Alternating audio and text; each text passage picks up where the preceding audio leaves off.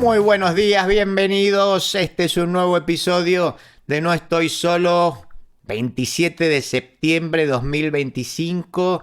Unos minutitos han pasado de las 10 de la mañana. Soy Dante Palma.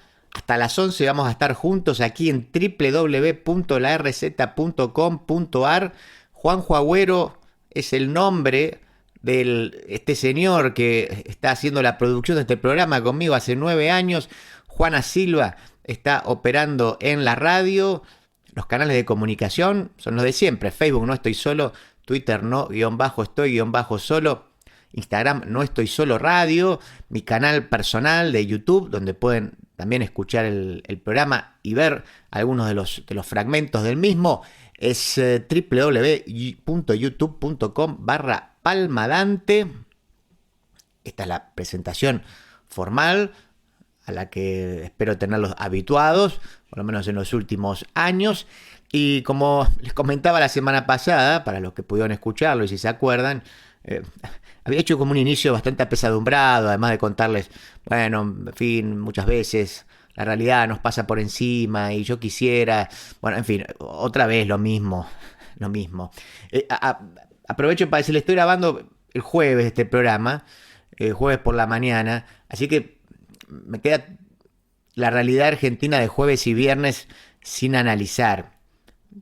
Lo aclaro por las dudas, por si otra vez, como siempre, vuelve a volar por el aire el país. Pero hasta lo que yo sé al momento de esta grabación es que todo lo que había pasado la semana pasada, de repente, bueno, se acomodó con 1.000.000 de comillas, pero yo creo que fue, no sé, que fue el lunes, me parece, que creo que fue Roman Lechman el primero, no sé, si me estoy equivocando, disculpen quien dio la primicia, pero en Infobae que de golpe lanzan algo así como que Argentina estaría negociando, se hablaba de 30.000, hasta 30.000 de millones de dólares, finalmente, bueno, fueron 20.000, en un formato ahí, bueno, con cuestiones técnicas que parece que es un swap, pero que a su vez también de repente podría comprar bonos el tesoro americano. Bueno, en fin, un apoyo contundente, un apoyo pocas veces visto y que muestra, bueno, a ver cómo funciona la geopolítica. Está claro, digamos que para Trump, Argentina es, estoy tentado a decir, el más importante seguro, pero probablemente, casi diría yo, el único país, también quizás podemos mencionar a Paraguay, bueno, habría que ver Perú, ahí, pero bueno, está claro, a ver, vamos a circunscribirlo en todo caso al más importante país de Sudamérica que tiene un vínculo y una alianza, para decirlo en términos menemistas, carnal, digamos, hipercarnal, amorosamente carnal, ¿no? Como creo yo que nunca se vio en la historia, ni siquiera en los años 90, o en todo caso parangonable con esa época. El gobierno, en todo caso, podríamos decir, si habría que asignarle un mérito, es que efectivamente tiene como cartas en la manga, y esta no se le ocurrió a nadie, como tampoco se le ocurrió en su momento lo que había sido un blanqueo que fue enormemente exitoso. Y bueno, está bien. Y recurre a eso como continuidad de su plan. Alguien escribía por ahí, nada original, pero la deuda es el plan, ¿no? La deuda es el plan. Y bueno, me parece que es un hilo del cual se puede tirar para encontrar algunas cosas. Más allá de eso, evidentemente, vivimos en un momento donde la política se reduce a ganar tiempo. Y este gobierno daría la sensación, no me pregunten exactamente cuándo, quizás desde el día 1, está en una pelea infernal contra el tiempo. Yo les voy a contar en el editorial algo que mencionaba la vez pasada, pero eso era como que al tener un cierto monopolio de la esperanza, lo que hacía el gobierno o gracias a ese monopolio, lo que hacía el gobierno era comprar tiempo, ¿no? Es decir, tener un margen asociado justamente a que un sector de la sociedad creía que las cosas estaban mal pero podían ir bien. O sea que era una forma de comprar tiempo, una forma en la cual podíamos decir que había comprado tiempo, en vez de comprar dólares, que era lo que tendría que haber hecho. Pero bueno, eh, ahora no compró dólares, se los prestaron y con eso también vuelve a ganar tiempo. Quizás no esperanza, pero tiempo. Y digamos así, en términos mileístas, a ver, un producto, un bien muy escaso cuando estamos a un mes de las elecciones nacionales, donde, bueno, especialmente la más importante es la de la provincia de Buenos Aires, pero bueno, donde ahí se van a contar los porotos. Eh, Otra vez han aparecido distintas encuestas, leía una donde, a ver, en todas pareciera, o sea, como mínimo, digámoslo así, pareciera que el gobierno achica los márgenes de esos casi 14 puntos. Algunos lo dan muy parejo, a mí me da que sospechar. Otros, leía por ahí, le daban 10 abajo al gobierno, eso quizás pareciera más sensato. Pero bueno, hay como buenas razones para suponer, razones que no son estrictamente objetivas, ¿no? No que tienen que, no, con que ahora ha mejorado la economía, entonces la gente lo va a ir a votar, no, con distintas razones que juegan.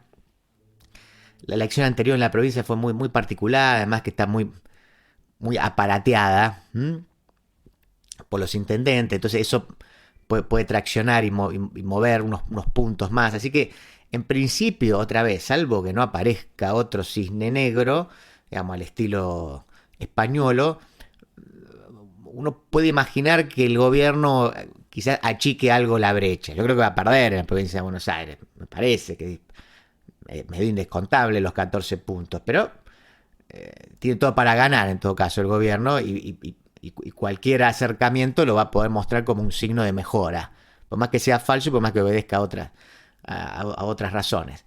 Pero es muy probable, además, porque también hay que ver cómo se cuentan los votos, ¿no? Pero en principio, seguramente, por el hecho de haber presentado, ¿no?, La Libertad Avanza en todos los distritos, al momento del conteo final y por el nivel de fragmentación, es probable que el gobierno salga a decir, y en un sentido es verdad y en otro no, pero que es el que más votos sacó. De modo tal que lo va a presentar como una forma de aval a su gestión. Después estará si se lo cree o no. Porque, obviamente, si del plano discursivo hacia afuera, yo haría lo mismo, está claro. El problema es si se lo cree. Ahí sí creo que se cometería un error. Ustedes saben que lo más importante que saber perder es saber ganar. O tan importante, si quieren. Pero en general, cuando en los triunfos, las malas interpretaciones de los triunfos suelen llevar a golpes más potentes. Yo interpreto, otra vez, si Milei cree lo que dice en público, me parece que está equivocando el camino al suponer que lo único que le está fallando en el gobierno es la política, mientras que no falla la economía. Creo que la economía falla, y ese famoso dicho de él, como se presentaba, ¿no? Experto, ¿cómo es?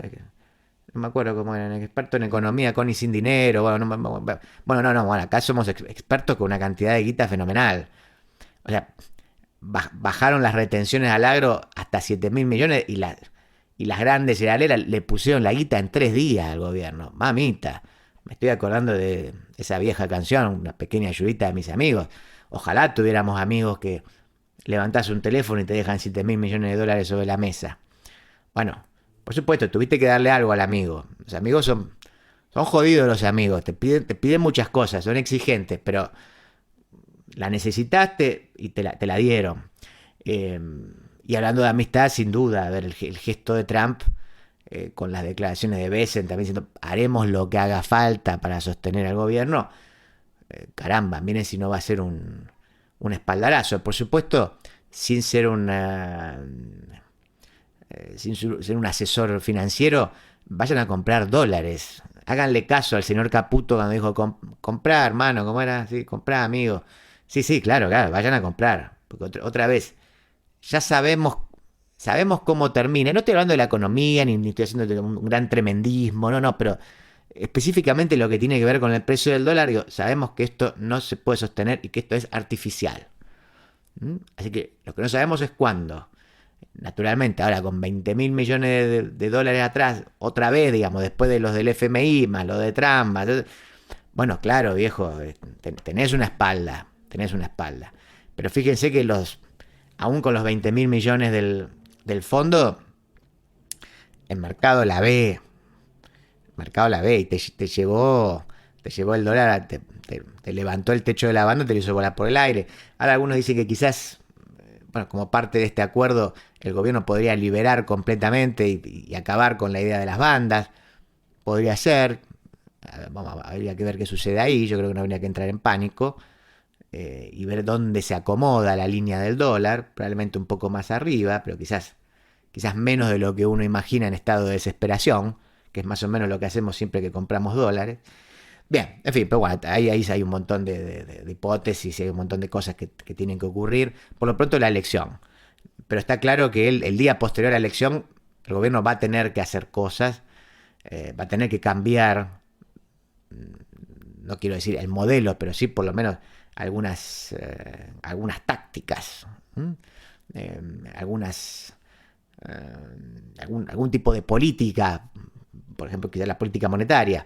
En fin, bueno, pero está claro que veníamos de semanas tras semanas de decir, esta es la peor semana del gobierno y evidentemente esto que ha conseguido le da un aire. Después discutimos si esto es bueno para la Argentina, el nivel de alineamiento que esto supone, el hecho obvio de que esto no va a ser gratis, ¿no? Y bueno, ¿qué tipo de cesión supone? ¿Cuántas generaciones lo van a pagar? Todo eso está. Pero en lo estrictamente político, listo, el gobierno puede decir, che muchachos, ahora con esto llego a la elección. Con esto llego a la elección tranquilo y quizás con el dólar más o menos ahí alrededor de 1.400, entre 1.350 y 1.400. Bueno, en fin, quería hablar de esto y obviamente, no sé, la verdad que como editorial no creo que tenga nada original para decir sobre esto, entonces por eso no. Armé a un editorial un poquito fuera de la coyuntura, aunque hablando de las elecciones, las últimas elecciones en la provincia y lo que a mí me parece que deberían ser estrategias del peronismo de aquí en más, orientada a la cuestión de la corrupción. O sea, para decirlo en otras palabras, si le conviene al peronismo hacer eje en la presunta corrupción de Landís, de la hermana, de Milei, etcétera, ¿no? Adelantando la respuesta, mi respuesta es no. Pero quiero justificar por qué. Y antes de contarles de qué va la segunda parte del programa, escuchemos juntos el audio del municipio de Merlo. La Secretaría de Cultura, Educación, Deportes y Recreación de Merlo te invita a las escuelas deportivas. Ajedrez, atletismo, básquet, boxeo, hockey, pádel, patín, skate, taekwondo, tenis, vóley. Dirigidas a niños, niñas y adolescentes de 6 a 17 años. Más info e inscripción en la Subsecretaría de Deportes, Avenida Constitución 92, o en las redes de la Subsecretaría de Deportes. Gobierno del Pueblo de Merlo. Gustavo Menéndez, Intendente. Muy bien, bueno, ahora sí, en la segunda parte, un libro que salió hace unos meses, creo que yo les hablé algo en un editorial, porque tenía unas enseñanzas interesantes. Ahora les voy a contar simplemente de qué va el libro, que se llama El fracaso de la República de Weimar, las horas fatídicas de una democracia.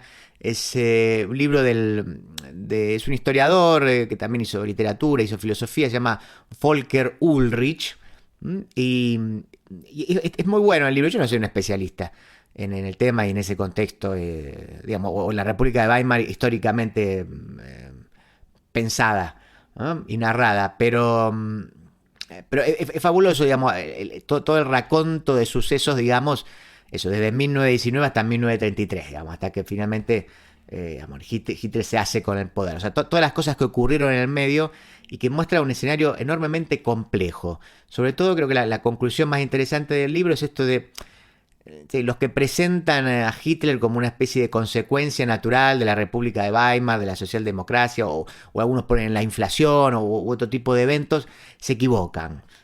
Hay un montón de cosas que se dan en simultáneo, un montón de decisiones que pueden haber sido otras y que podrían haber cambiado el sentido de la historia. Así que es una mirada, no solo que nos cuenta hechos, que probablemente a los que no estamos en tema pueden resultar sorprendentes o detalles que olvidamos, sino que tiene una mirada de la historia y de la política que creo que vale la pena reivindicar, ¿no? Esto de, finalmente son decisiones humanas las que vuelcan los acontecimientos hacia un lado o hacia el otro, no siempre, pero en buena medida sí. Así que eso no hay grandes predestinaciones, no hay causalidades muy potentes, por lo menos en lo que tiene que ver con la política. Así que les voy a contar eso, de qué va este libro que se los recomiendo. Además lo publicó Taurus. Bien, bueno, no la voy a hacer muy larga, vamos directamente ya al editorial del día de hoy, que se llama No pienses en Karina, y lo vamos a escuchar luego de este spot del municipio de José Cepaz. En José Cepaz sumamos 40 móviles de seguridad para fortalecer la protección ciudadana. Mayor presencia, más prevención. José Cepaz crece. Tributo por seguridad e higiene, vencimiento 30 de septiembre. Tributo por conservación de la vía pública, primer vencimiento 12 de septiembre. Segundo vencimiento 26 de septiembre. Pedí tu recibo por WhatsApp al 113-878-9504. Municipalidad de José Cepaz. Intendencia Mario Ishi.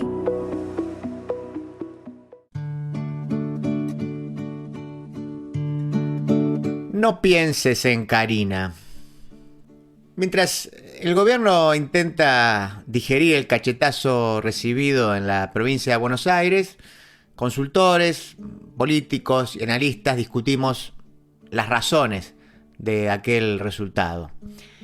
Como comentábamos días atrás, no sé si ustedes se van a acordar, por supuesto aquí en este mismo espacio, entendemos, a diferencia de lo expresado por Milei, especialmente en lo que fue el discurso post derrota, que el castigo en las urnas obedeció no solo, digamos, al desconcierto político del gobierno, sino también a una economía que no ha mejorado para muchos sectores, por lo menos, lo cual tiene como consecuencia la pérdida de uno de los grandes activos del gobierno.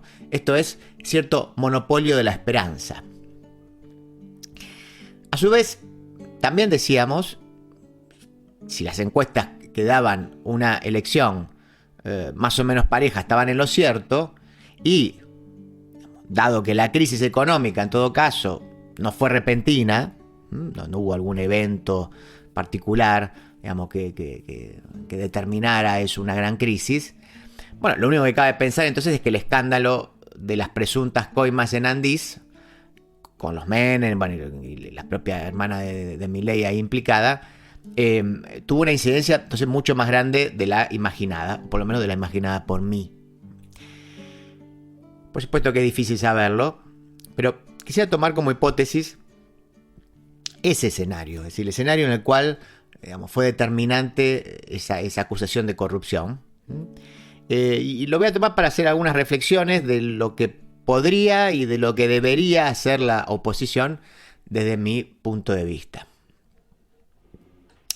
Podría decirse entonces que, salvo algunas excepciones, la oposición, y por tal, me refiero exclusivamente al peronismo, claro, hizo lo que más o menos, digamos, lo que más o menos tenía que hacer, ¿no? O sea, llamarse a silencio, no hacer olas, que todos los focos se posen sobre el gobierno y utilizar las herramientas a mano para sostener lo más posible el tema. Por supuesto que todo esto cambia. De repente esta semana, a ver, con la novedad del apoyo a Estados Unidos, bueno, los dólares que llegaron, baja, se estabiliza el precio del dólar, baja 10%, cambió la agenda completamente. Pero en principio lo que hizo el peronismo durante lo que fue la campaña para las elecciones de la provincia fue correcto.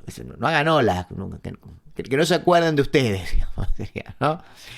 Con todo, esa estrategia, aunque correcta en lo inmediato, insisto, tiene sus riesgos en el mediano y en el largo plazo.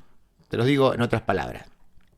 Poner el acento en la agenda, o poner, si quieren, en el centro de la agenda la cuestión de la transparencia, es jugar en el terreno simbólico del discurso del adversario. ¿Mm? Y allí los triunfos suelen ser pírricos, por decirlo de alguna manera. Si ustedes me siguen hace algunos años, se van a acordar, porque lo hemos citado aquí hasta el hartazgo, no sé, por lo menos 2-3 notas seguro, habré escrito sobre este libro y sobre este autor. Pero siempre creo que vale la pena recordar el famoso libro de George Lakoff, No pienses en un elefante, no pienses en un elefante, que es un manual de comunicación política, ya tiene más de 20 años, ¿no? Pero un manual de comunicación política que advertía a los demócratas, él era digamos así, un asesor de los demócratas, o claramente un seguidor de los demócratas, digamos, advertía que debían evitar dar la disputa dentro de lo que él llamaba, digamos, los marcos conceptuales, o los valores morales y la neolengua republicana, si es que por supuesto los demócratas querían volver a la presidencia. En algún momento, de hecho, volvieron. Bueno, no es esta la situación actual, pero en ese momento fue un libro muy, muy importante porque parecía como que dar en la tecla de los errores que estaban cometiendo los demócratas, y como que entraban en el juego de las categorías. Especialmente estoy pensando en George Bush hijo, en ese marco. Lakoff fundamenta su posición en la idea de ciertos marcos cognitivos que todos tenemos y que se activan con determinadas palabras. Los marcos son, digamos, estructuras mentales que conforman nuestra manera de ver el mundo, y en Estados Unidos hay dos grandes tipos de marcos vinculados a la concepción de familia que tienen demócratas y que tienen conservadores, y que los dos grandes partidos. Por cierto, aun cuando claro que existen diferencias idiosincrásicas, estos dos modelos, digamos, de los conservadores y los demócratas, pueden servir, al menos en parte, para comprender las grandes divisiones existentes, quizás en países como Argentina, y en otros también, Insisto, hay detalles que son distintos, pero a grandes rasgos puede servir. ¿De qué se trata? Bueno, a ver, los conservadores tienen un modelo familiar de lo que Lakoff llama padre estricto. Padre estricto. Que supone que el mundo es un lugar peligroso, en el que hay que competir, que existe el bien y el mal, un bien y el mal absolutos, no relativos, y que los niños nacen, entre comillas, malos, en el sentido de que solo buscan hacer lo que les place y que en tanto tal necesitan ser, otra vez entre comillas, para que nadie se me ofenda ni se asuste, enderezados, ¿no? Enderezados para poder vivir en sociedad. Lo que se busca, entonces, es un padre estricto que impulse la autodisciplina, porque solo el sujeto autónomo tiene posibilidad de ser exitoso en un mundo donde reina la ley de la selva. Primer modelo. Diría mejor, claro está, tiene consecuencias a la hora de pensar políticas públicas. Un Estado que funciona como padre estricto, entonces debe propiciar el mayor campo de libertad para el sujeto autónomo. Pensar a sus habitantes como ciudadanos y no como sujetos a ser tutelados. Debe intervenir lo menos posible y debe acabar con el proteccionismo. Y por último, tiene que comprometerse con evitar políticas sociales, por ejemplo, que generen clientelismo o dependencia. Está claro, ¿no? El patrón, pónganle ustedes nombre y apellido en cada país o en Argentina, claro. Ahora, después estaba el otro modelo, dejando más allá del padre estricto, el modelo de los conservadores, o el modelo de los progresistas, de los demócratas. Podemos llamar, Lakoff lo llama el modelo de padre protector, o quizás podríamos llamar de familia protectora. Pero desde este punto de vista, a diferencia del modelo anterior, donde era el padre el que imponía las condiciones, aquí padre y madre son corresponsables de la crianza en igual medida. Los niños nacen buenos, en el otro nacían malos, y si se los cría fomentando la empatía y la responsabilidad, pueden ser mejores. El mundo incluso puede ser más agradable de lo que es, y no hay un destino ineludible de competencia individualista, a tal punto que la única manera de realizarse es en el marco de una comunidad sana e igualitaria donde todos tengan las mismas oportunidades. Si este modelo lo trasladamos al Estado, naturalmente nos daremos cuenta que aquí pensamos en un Estado mucho más grande, preocupado por una redistribución más equitativa, que tiene en cuenta a los grupos desaventajados, por quienes vela a su vez a través de subsidios o políticas de acción afirmativa, bueno, etc. Otra vez, creo que queda claro, ¿no? Los dos modelos. Estos marcos a los que refiere Lakoff son tan importantes que son capaces de hacer, digamos, rebotar los hechos que los contradicen. Así acomodamos la realidad a la necesidad de nuestras estructuras y de nuestros valores. Lakoff escribió este libro antes de la omnipresencia de los algoritmos, que no hacen otra cosa que reforzar creencias, de modo que ustedes pueden imaginar cuál es la situación en este momento. Insisto, esto es un libro que tiene 20 años. Ahora, si la perspectiva de Lakoff es correcta, entonces el eje puesto en la transparencia y la lucha contra la corrupción activaría los marcos de la cosmovisión liberal, republicana y antiperonista. Naturalmente, y en estos tiempos donde todo hay que explicarlo, creo que resulta claro que no estamos aquí diciendo que la transparencia y la lucha contra la corrupción sean elementos secundarios o poco relevantes de un gobierno. No, creemos todo lo contrario, por supuesto. Pero sí advertimos que este tipo de agenda volverán como un boomerang contra un peronismo que nunca fue, ni pretendió, por cierto, parecer inmaculado. No es una bandera del peronismo esa. Entonces, hacer eje en la transparencia es subirse a la verba ONGista y suponer que el Estado es sospechoso, porque siempre se habla de transparentar al Estado y nunca, por ejemplo, de transparentar la financiación de las ONG preocupadas por la transparencia del Estado. ¿No? Eso es curioso. ¿Por qué no transparentamos eso también? ¿De dónde viene la guita esa? Por alguna extraña razón, nadie se preocupa por transparentar al transparentador. Igualmente, tuvimos suerte porque gracias al berrinche de centenares de ONG en Argentina y en el mundo, cuando Trump les cortó el chorro, nos enteramos las ingentes millonadas de dólares ¿sí? que repartía la administración Biden para difundir agenda progresista a través de la USAID. Dinero que fue bien recibido por instituciones de un amplio espectro ideológico, incluyendo organizaciones de izquierda, incluso hasta trotskistas, que hacían discurso antiimperialista con financiamiento imperialista.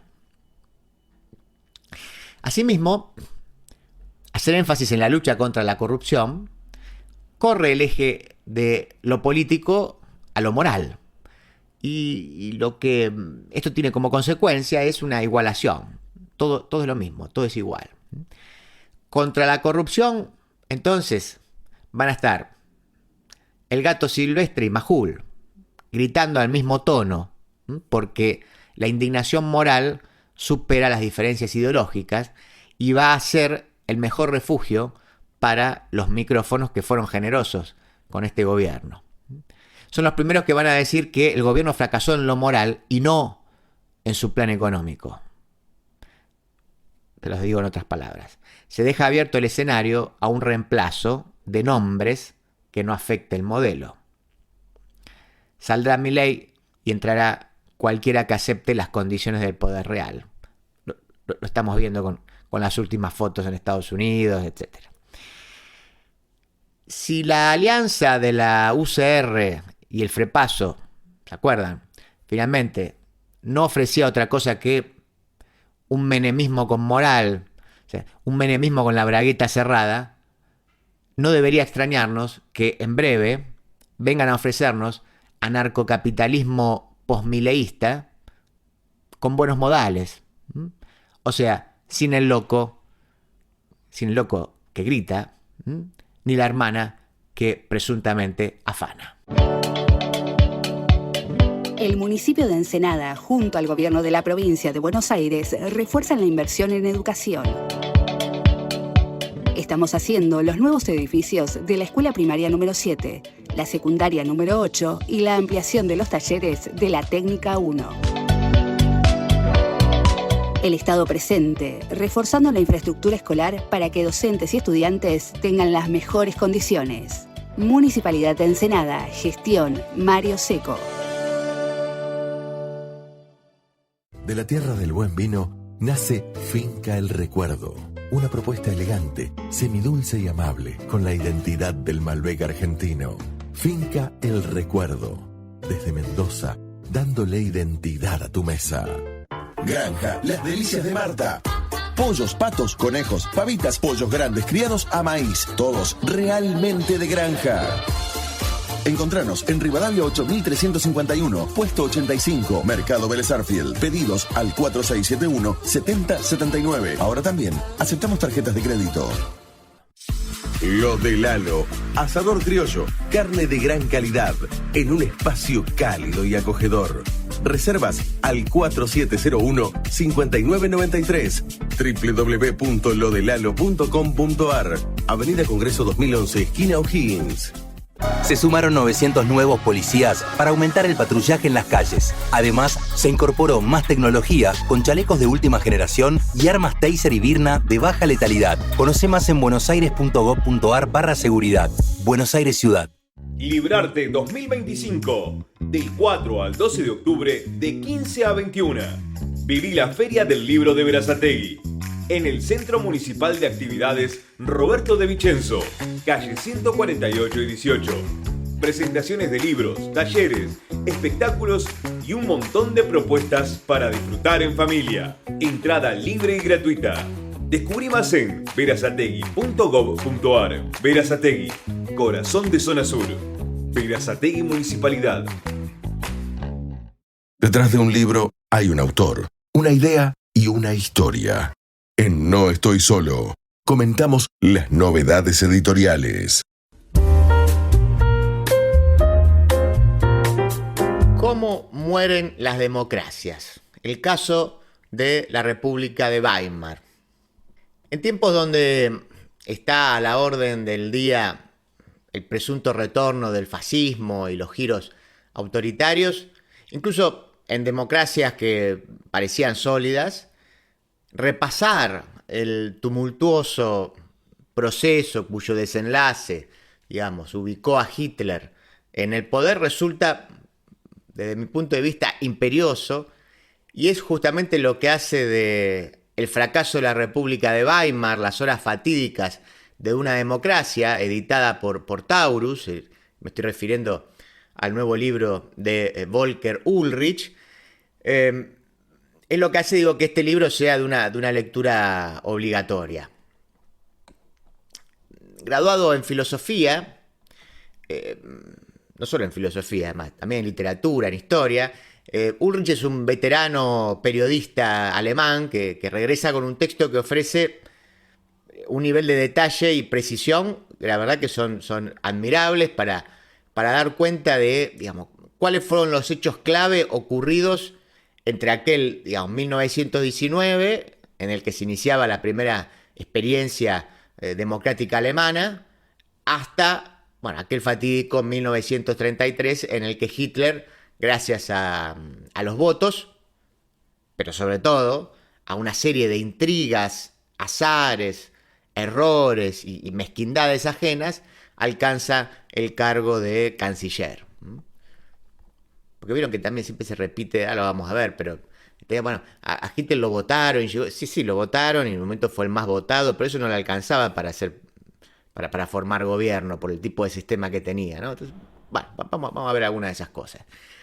A ver, son, entonces digo, diversas las razones que han dado los historiadores a lo largo de todos estos años. Seguramente ustedes escucharon, hablamos de la República de Weimar, porque siempre es, bueno, vamos a tratar de entender cómo llegó Hitler. Por eso es tan importante la República de Weimar, ¿no? O sea, bueno, ¿por qué fracasó el proceso republicano y derivó en esto? A ver, para algunos, el sistema nunca pudo sacarse de encima la rémora del Estado autoritario, que por supuesto existía antes del 19. Es decir, y eso tanto en lo que respecta a la influencia de las élites económicas, pre- y antidemocráticas, digamos, como así también al interior del propio Estado, esto es en el ejército, la burocracia, el poder judicial, como que eso se mantuvo ahí y es lo que explicaría lo que vino después. Pero en realidad otros decían que quizás la explicación más generalizada, o diría yo, quizás la explicación más generalizada es que la humillación y la pesada carga económica por la impuesta por la fuerza en el Tratado de Versalles es lo que generó el caldo de cultivo para la reacción ultranacionalista y no solo ultranacionalista, sino ultranacionalista de derecha, ¿sí? A su vez, otros mencionan, por ejemplo, los defectos estructurales de la Constitución de Weimar que le daba al presidente prerrogativas extraordinarias. Si después les interesa el tema o bueno, si han leído se acordarán que es el famoso artículo 48 y que demostraría que aquella república era, bueno, en todo caso la república posible y no la república perfecta, ¿no? Ese famoso artículo 48 hacía que en caso de utilizarse el presidente, digamos, podía tener, digamos, todo el poder en su mano, ¿no? Bueno, incluso hasta se llegó a señalar la mezquindad y la miopía de los partidos y los sindicatos cuya intransigencia, y no solo intransigencia, o a partir de la intransigencia también, esas divisiones que generó esa rigidez, bueno, dejó la mesa servida para los sectores más radicalizados. Ulrich no dice que esto sea falso, dice, probablemente todo esto sea verdad, pero, y acá lo voy a citar a él, dice, sin embargo, por pesadas que hayan sido las cargas heredadas, el experimento de la primera democracia alemana no estaba destinado desde el comienzo a la caída. O sea, había alternativas y hubo razones por las cuales no fueron aprovechadas. ¿Cuáles eran esas alternativas? Bueno, Ulrich hace una lista ahí, yo les menciono algunas. Por ejemplo, en lo que fue la previa, digamos, del 18 y el 19, los socialdemócratas podrían haber ido más a fondo y haber promovido cambios sociales mayores, más allá de que, cabe decirlo, la verdad que la nueva Constitución suponía el fin de la monarquía, garantizaba la libertad de expresión y de reunión, acababa con la censura, otorgaba el sufragio universal para las mujeres y estipulaba jornadas laborales de 8 horas, entre otros avances, que no son pocos. Sin embargo, bueno, no pudo dar un paso más y afectar ciertos privilegios del antiguo régimen, que evidentemente seguían existiendo. Asimismo, el gobierno socialdemócrata de Friedrich Ebert no aprovechó el enorme apoyo que recibió la República cuando, por ejemplo, un grupo de etnonacionalistas asesinó al ministro de Asuntos Exteriores de la Nación, que era Walter Rathenau, en junio de 1922, en los primeros años, ¿no? El asesinato tenía un sentido para la derecha porque Rathenau era todo lo que la derecha odiaba. O sea, era judío, defensor ferviente de la República, empresario heredero de un grupo, bueno, empresarial, eléctrico e intelectual, además de escritor talentoso. Si bien uno podría decir que los crímenes políticos fueron moneda corriente, el gobierno podría haber utilizado esa demostración de dolor popular, fue como masivo el entierro, ¿sí?, para arrinconar a los enemigos de la República y no lo hizo. También hubo alternativas cuando el gobierno logró controlar la hiperinflación de 1923. Es un episodio bastante conocido, la inflación voló por el aire. Hay fotos de chicos jugando con pilas de billetes, ¿no? Es mucho hasta para la Argentina, es sorprendente eso, así que imagínense. Por supuesto, esa hiperinflación había destrozado la economía, especialmente la de las clases medias y bajas. Y había alternativa, las hubo incluso a pesar de lo que probablemente haya sido una subestimación de los efectos de esa hiperinflación en el electorado. Este aspecto es central y en este sentido, digamos, Ulrich discrepa incluso con pensadores de la época que trazan una continuidad lineal entre la hiperinflación y la llegada de Hitler al poder 10 años más tarde. Insisto que esta es como la interpretación más, digamos, estándar, pero que a su vez es cierto que muchos pensadores, o si quieren, o los que podríamos llamar los analistas de la época, también lo consideraban así. Así que hay que tenerlo en cuenta. Les menciono algunos de a los que refiere Ulrich. Por ejemplo, bueno, el gran Stefan Zweig, en la autobiografía, la que se llama El mundo de ayer, afirmaba que no había vuelto... no, déjeme, ahí me perdí. Pero es que lo estoy buscando. Nada había vuelto al pueblo alemán un pueblo tan amargado, dice Zweig, tan lleno de odio, tan listo para Hitler como lo volvió la inflación. Eso decía Stefan Zweig.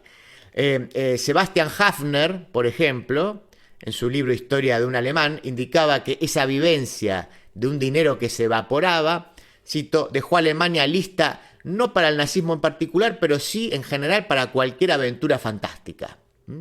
Y por último, Thomas Mann, ¿sí?, indicó, hay un camino recto que lleva del delirio de la inflación alemana al delirio del Tercer Reich. Bueno, Ulrich dice, bueno, esto no es tan así. Pasaron cosas, digamos, en esos 10 años que separan esa hiperinflación de la llegada de Hitler. A su vez, siguiendo con la idea de las oportunidades perdidas, otra oportunidad perdida la representa ese mismo año el modo en que, a pesar de haber podido repeler fácilmente una intentona golpista de Hitler, Hitler ya estaba ahí dando vueltas, el gobierno no logra sacar a un rival radical y peligroso de la escena. Se le intenta dar un golpe, rápidamente ese golpe es fallido, ¿sí? Las autoridades logran repelerlo, y sin embargo, es más, fíjense que hasta en un sentido se permitió que la justicia actuara vergonzosamente, porque a Hitler finalmente lo terminan condenando a apenas 5 años de prisión, pero con libertad condicional al poco tiempo de estar encarcelado. Así que hacia finales, creo que hacia finales de 1924 ya estaba suelto. Aún en el terreno de los contrafácticos, Ulrich también entiende que si los comunistas hubieran superado sus diferencias, el monárquico Paul von Hindenburg, así se dice, no es fácil, von Hindenburg, jamás hubiera llegado a presidente como lo hizo en 1925. Antes se había mencionado a Ebert, después de Ebert viene von Hindenburg, que es un monárquico, era alguien de derecha, digamos, ¿no?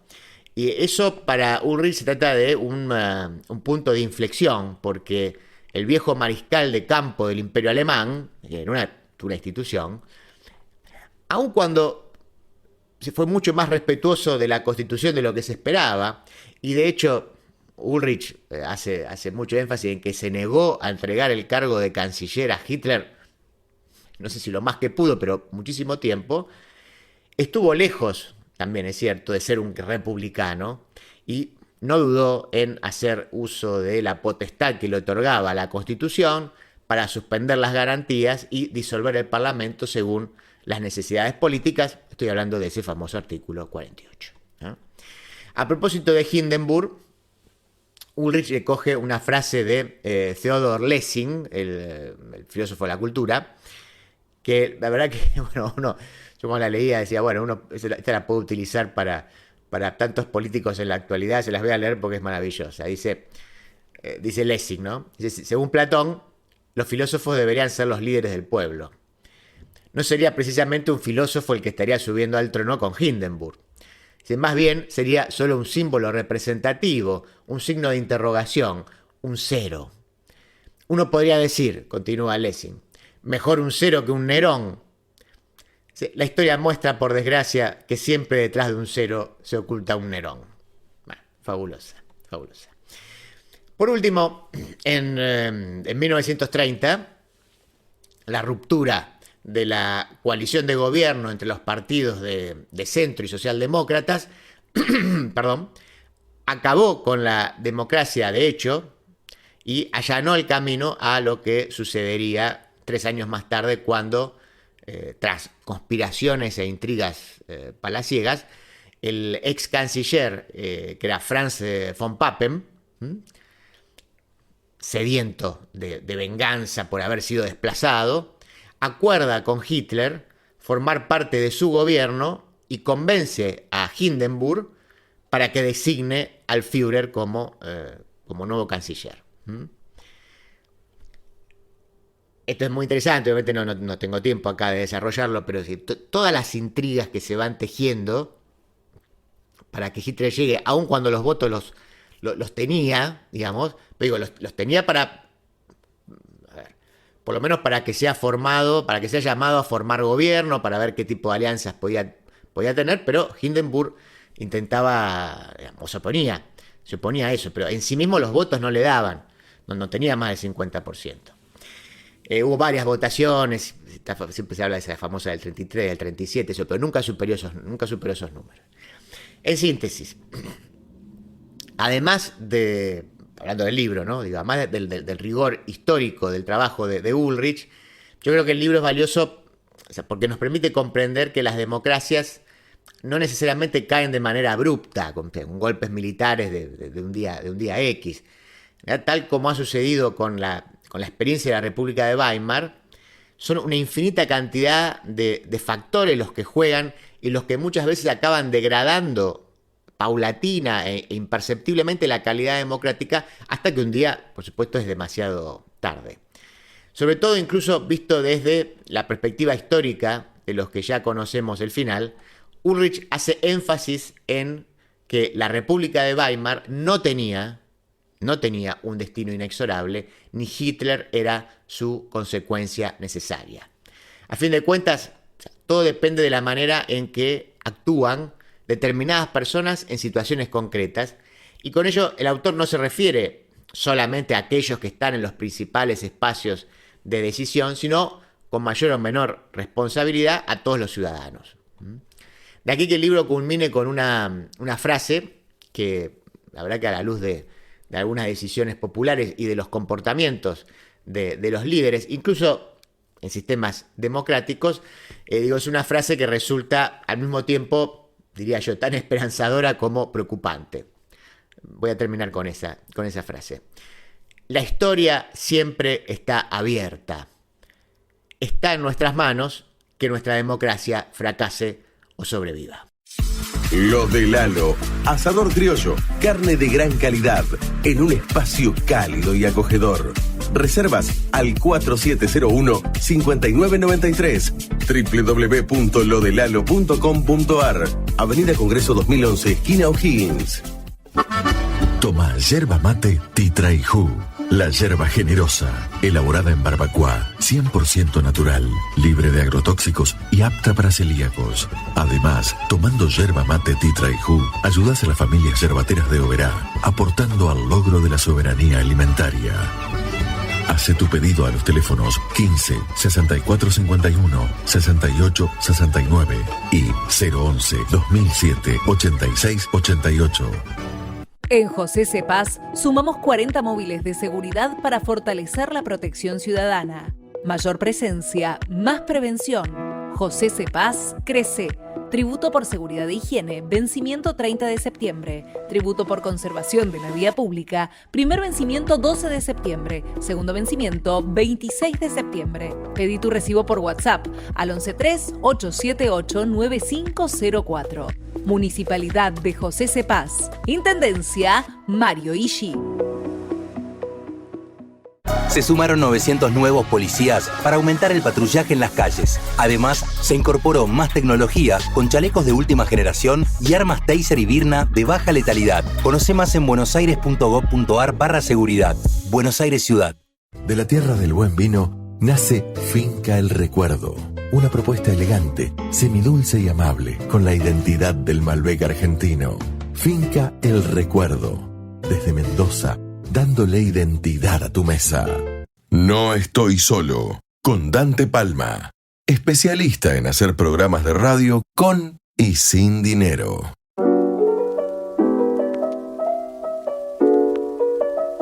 Vamos llegando al final del programa, espero que hayan disfrutado este libro de Ulrich, que les haya gustado el editorial, donde hablamos un poquito de George Lakoff, del famoso libro No pienses en un elefante. El libro se consigue, y más, yo creo que es también, si se dan maña, lo pueden encontrar en internet.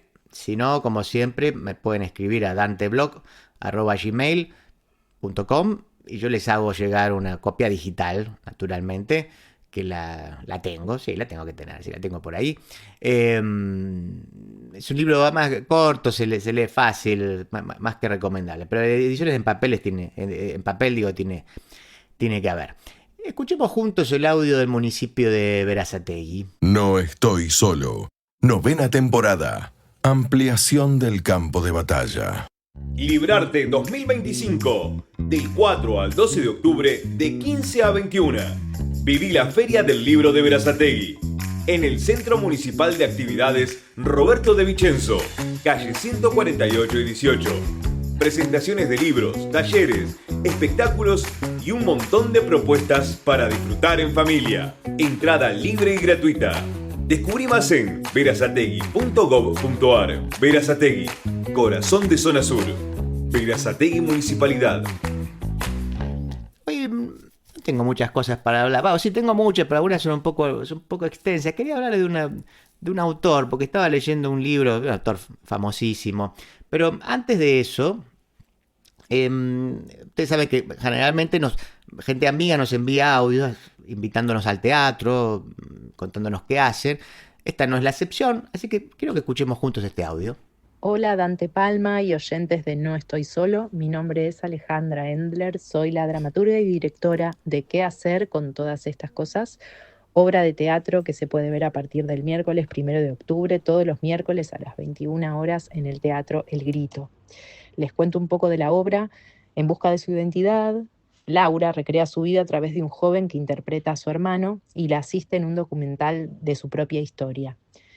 En esta apuesta, los vínculos familiares, los restos materiales y las versiones heredadas se mezclan en un espacio de montaje vivo donde el espectador ocupa el lugar de la cámara.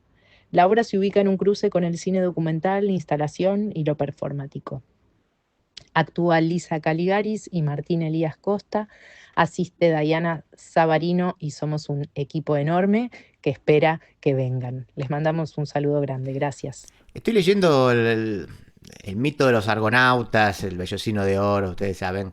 En este caso la versión de Robert Graves, el famoso Robert Graves, que tiene una cantidad de libros increíbles. Imagina, yo no leí todos, ni mucho menos. Creo que leí el conocidísimo de los mitos griegos y no me acuerdo si hay algún otro más. Yo no me acuerdo, incluso creo que de los mitos griegos tengo una versión de 2 tomos, pero ahora estoy en la duda. Después lo voy a chequear en la biblioteca. Pero sí, es un clásico, ¿no? Un autor británico que vivió mucho tiempo en España. Es el autor de Yo Claudio, el libro de los mitos griegos. Además tiene muchos libros sobre los mitos griegos.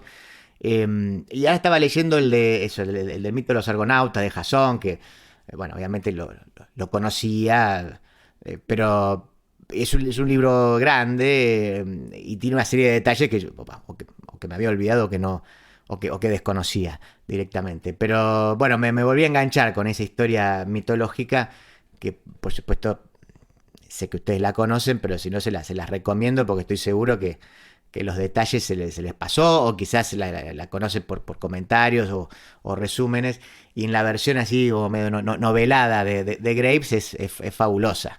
Los personajes tienen unas características que son increíbles, además que la historia en sí misma bueno, digamos, ha conformado nuestra civilización occidental tal como la conocemos, ¿no? Así que entonces, le insisto, pueden encontrarlo. No lo busqué en Mercado Libre, calculo que también debe estar. Yo lo tengo en formato digital. Pero si no es ese, busquen el de los mitos griegos, por lo menos, de los que, o Yo Claudio, que son como los más conocidos, de Robert Graves. Autor más que recomendable, por lo menos a mí me gusta. Y ese es entonces el comentario libresco que quería dejarles hoy. Después también les quiero agradecer, se anotó mucha gente en el curso que estamos ofreciendo en el canal, de entender la política, Platón, Maquiavelo y los ingenieros del caos. Obviamente sigue abierta la inscripción, lo pueden hacer. Si están interesados, de nuevo, me pueden escribir al mismo mail que les mencioné antes, danteblog@gmail.com. Son 3 clases online que ya están grabadas y que están en el canal. De unas 2 horas, además se incluye material, hablamos material de las mejores ediciones, las ediciones de Gredos, por ejemplo, las obras completas de Maquiavelo, también de las obras de Platón, también están los libros de Giuliano da Empoli, El mago del Kremlin, Los ingenieros del caos, alguna cosita más que les agrego ahí, todo en formato digital, libros que no son obligatorios para entender el curso, ¿no? Pero que yo los ofrezco por si alguno quiere profundizar. Así que eso, los interesados, ya saben por dónde rastrearme y me pueden escribir. Y si no, igual los invito a que se metan en el canal. Están los archivos de los programas anteriores de No Estoy Solo, por lo menos los de este año, están completos. Y después están los distintos videos con las secciones y siempre algún extra que no entra en el programa. Estuvo el señor Juanjo Agüero en la producción, estuvo Juana Silva operando, la radio es la rz.com.ar. Mi nombre es Dante Palma, No Estoy Solo. Hasta el próximo sábado.